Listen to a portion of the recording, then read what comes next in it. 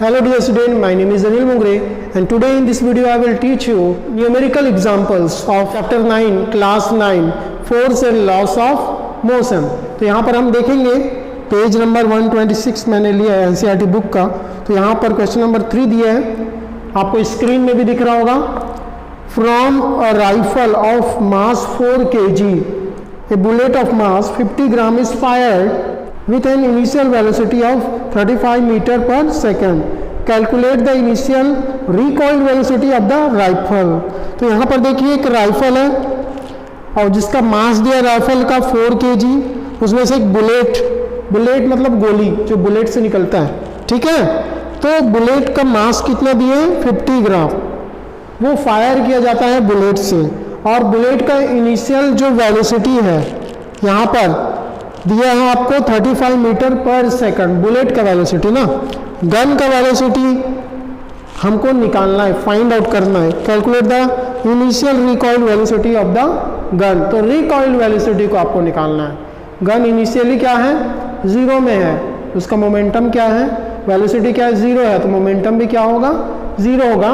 और जैसे ही गन को फायर किया जाता है, मैंने आपको इसको एक्सप्लेन भी किया है, तो वैसे ही बैकवर्ड एक जर्क आता है और जिसको बोलते हैं recoil velocity of the gun. Mass of the rifle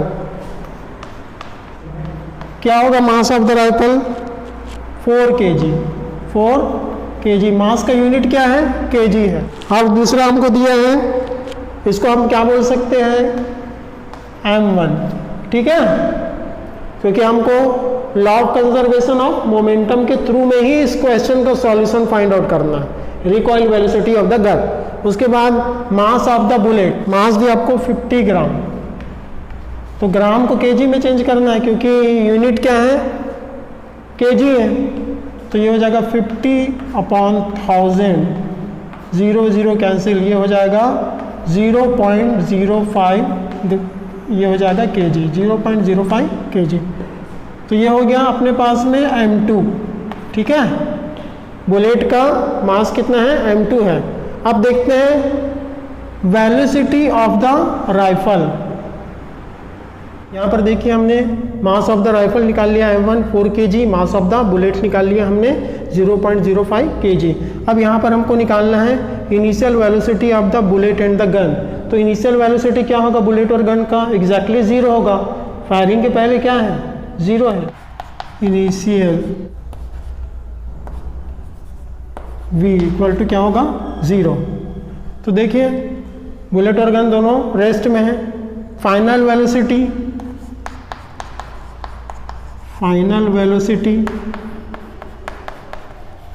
और इसको बोल सकते हैं recoil velocity of the gun.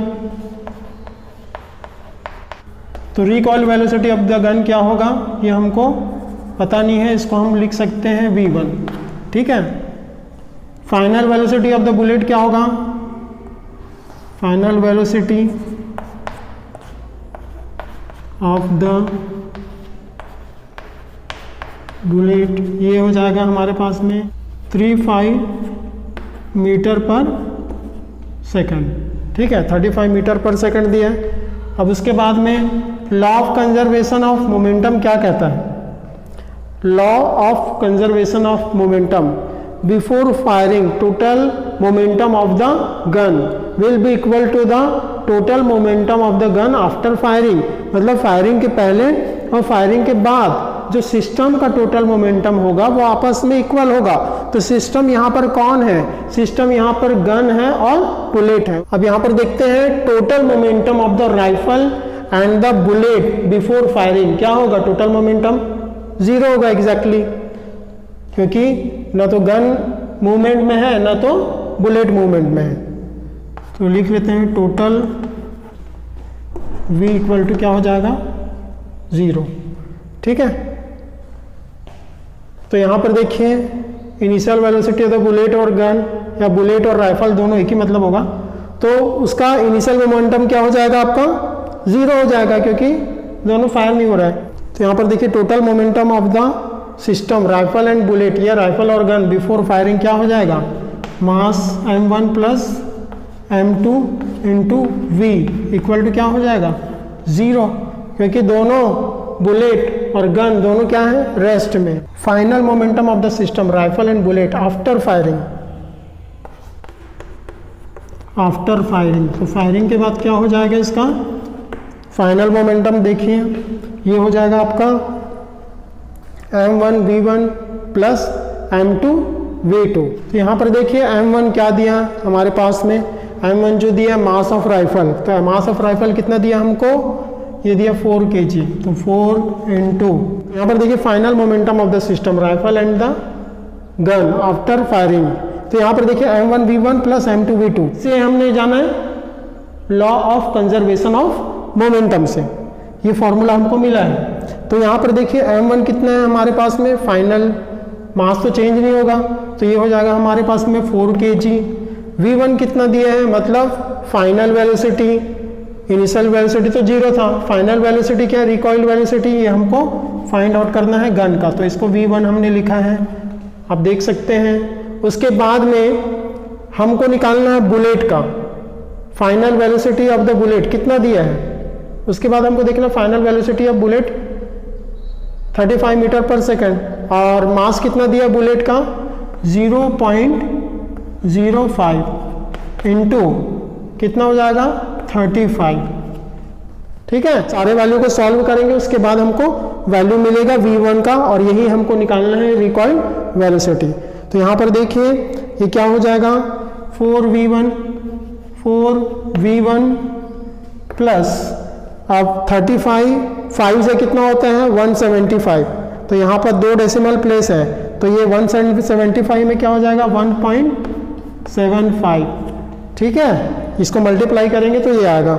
अब उसके बाद में हमको पता है law of conservation of momentum से final momentum equal to initial momentum after the collision, तो कोलिजन के बाद में जो भी सिस्टम होता है उसका फाइनल मोमेंटम का सम जो होता है वो इक्वल होता है इनिशियल मोमेंटम के सम के।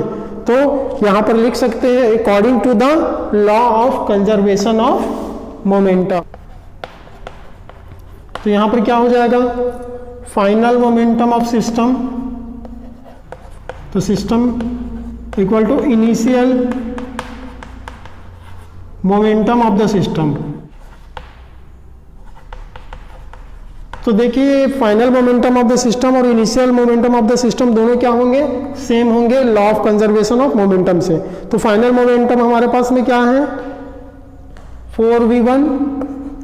4v1 प्लस 1.75, और ये इक्वल होगा किसके 0 के, क्योंकि इनिशियल मोमेंटम हमारे पास क्या था 0 था, यहाँ से v1 का वैल्यू निकालते हैं 4v1 इक्वल टू माइनस 1.75, या v1 हो जाएगा माइनस 1.75 डिवाइडेड बाई 4। अब इसको डिवाइड करो 4 से, ठीक है।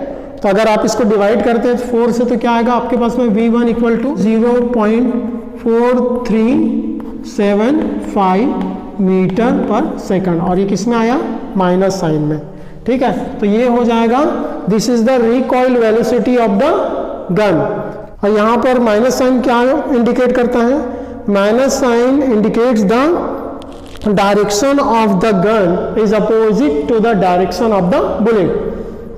तो डायरेक्शन जो गन का है वो बुलेट के डायरेक्शन के अपोजिट है, but magnitude of the velocity is the 0.4375 metre per second, clear है। तो ये आ गया आपके पास recoil velocity of the gun.